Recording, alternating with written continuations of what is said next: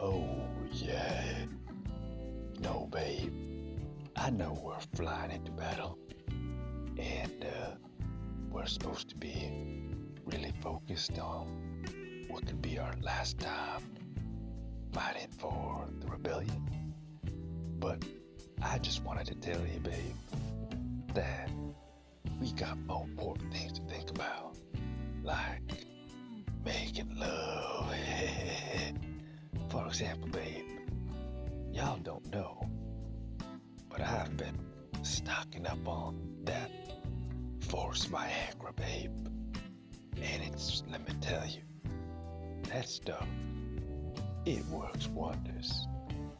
I'ma pull down my pants and show you what I mean. Exhibit A. I'ma show you Exhibit A right now. Let me just pull down my pants.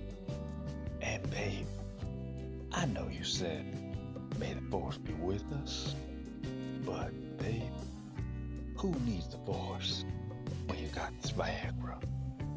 And when you've got this 11-inch, 6-centimeter whopper of mine. So forget the bloodshed and let's just really stimulate each other's libidos.